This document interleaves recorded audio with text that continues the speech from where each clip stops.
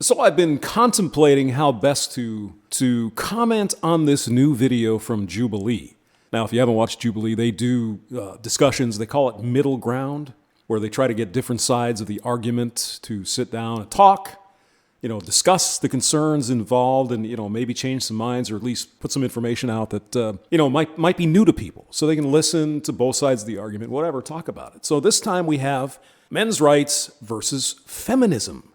Is toxic masculinity real? Well, as you can probably imagine, the female half, of course, said it is. Yeah. And the male half says, well, yeah, but some men are toxic, but you shouldn't, broad brush every man. Ah! So it's a 24-minute video, and I don't have time to go through the whole thing. It would take like a couple, 3 hours. But I mean, you get the normal stuff, right? The men's rights stuff, the courts, the sentencing differences, the domestic violence stuff I think is hit on a little bit. And, just general stuff men's rights activists or the men's rights movement members talk about. And the feminists, of course, are bringing up their also substantial issues, like men being aggressive while trying to get their phone numbers.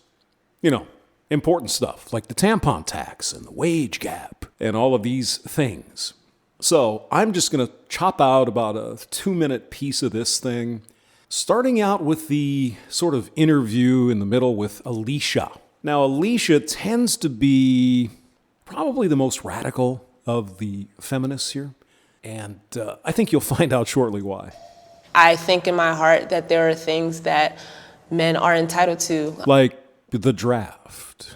I am all about human rights, and I do consider the rights of every human, but do tell if you think some humans are more equal than others. Is that probably what you mean? Every time I hear of a men's rights activist, I hear anger and I hear very illogical reasoning. I've listened to this video several times during the day, Alicia. I haven't heard much in the way of illogical arguments from the panel on the men's rights side. I mean, I hear about some of the problems. You might not agree they're problems, but that's the problems that these men wish to address. And we'll find out shortly why you don't really care. And it just boils my blood because it's a setback for all of us. When she means all, of course, she means feminists. I feel that the other side does not understand my values. I think a lot of times when a movement is created, the other side thinks that they're being attacked. Yeah, like feminism pretty much thinks they're being attacked constantly by men. Isn't that right? Or think that it's some attempt at erasure. That's not what feminism is about at all. Are you sure?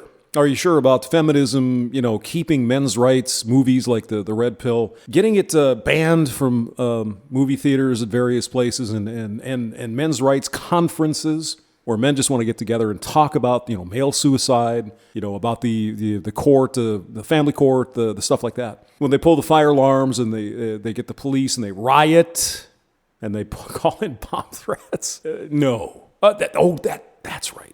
But you're not that kind of feminist, are you, Alicia? It's interesting because you're going to ask a very, very pertinent question, perhaps revealing a little bit more to the audience about your thought process. What do you need a whole men's rights activism movement for? I'm sincerely confused. Well, you're confused because your religion, feminism, you believe that all men are privileged, especially white men, but all the other flavors of men are getting involved as well, and that all women are oppressed. And so if men present some things that are oppressing men or causing men trouble or not fair, whatever the case may be, you can't allow that into your mind, Alicia, for that would pretty much blow up the fundamental belief of feminism. So that's why you don't believe it. Well, I mean, I will advocate for positive masculinity and what men should represent and healthy outlets for men. I still think the Boy Scouts should be exclusively the Boy Scouts. Zach, you're clearly a misogynist hater, you. For example, one of those things. Where I would like to think that we could get some common ground is when it comes to the clear biases that are in the court system, especially in the marriage and family court system. I mean, notice the illogical argumentation by Zach here. Right, and right there is what I would advocate for when it comes to men's rights. The things that stand valid, like that I'm hearing from y'all that are like valid to me, Valid to you. come from a place of like, I am treated like unfairly by the system versus a lot of the things women are saying. It's also America and the system as well, but a lot of it is like harm from men. Did you catch that? America is the problem. How and where? How and where what? Where's this harm from men coming from? Yeah, where is this harm from men coming from? Do tell. Okay, it started when I was young. I'm not gonna talk too long. I was 16, got a bottle thrown at me because I told a boy no. That sucks. But it wasn't all men throwing bottles at you. It was the one dude. It started when I was in a club. A boy touched me. I said no. He kept touching me. It got to the point he got violent. It gets to the point that the only reason why a man decided to stop touching me in the bookstore I talked about earlier is because he realized my husband was not too far away. And he said, sorry, bro. Never said sorry to me. He was trying to get your number.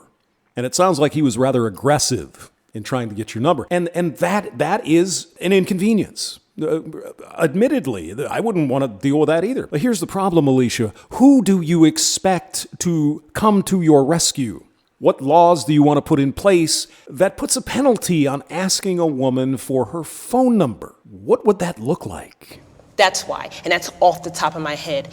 This is why I get upset, because I'm like, I'm here to talk about like how you feel, but when you just dismiss the fact that women actually have experiences, that's when it seems like it's about more than your rights. It seems like it's about your ego.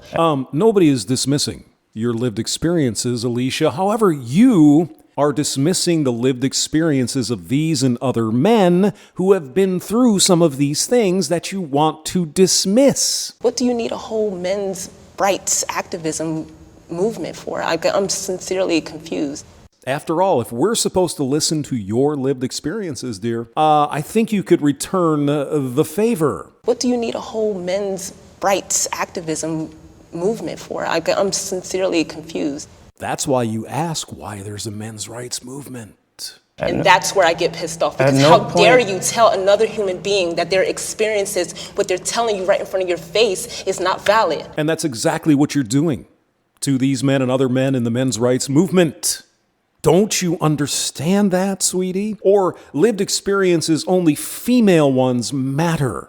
Is that about right? I didn't say they were invalid. I said how and why. I'm trying to understand. How and why? listen. Because it happened. It happened many times. It happened yesterday. It why I'm happened the day here. before. Zach, that's why you're here, to listen to her lived experiences. But the fact that you just don't believe and you need anecdotal evidence of said experiences, obviously that is a big problem for Alicia, isn't it? Okay, I think some of the things that you guys are touching on, such as the court system and gender roles, are a subject of patriarchy. Yeah, the evil patriarchy. That's part of what women are trying to dismantle, is those traditional gender roles. Are there any feminist organizations that have done anything, for example, to challenge bias against men and fathers in Yes, the family court system? absolutely. Can you please give me a list of feminist advocacy organizations Look. that have engaged in any meaningful advocacy to address those issues? Because there are actually none.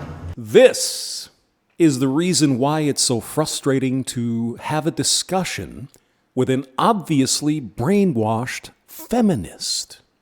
Okay, I know that you came with your little research or whatever. I didn't come with a list of like feminist organizations, but I know actively that there are women's organizations that are trying to dismantle those inequalities. Just one name, just one Again, I organization. didn't come with a list, my dude. There are no such organizations. That's Kursat from the University of Southern California, I believe. He was the guy who put a bunch of Title IX lawsuits because they were having women-only engineering day, women-only this, women-only spaces, and he said, wait a minute, come on, that's against Title IX, you can't do that. And I don't know if he's been successful, but he certainly raised a stink. Now back to this woman.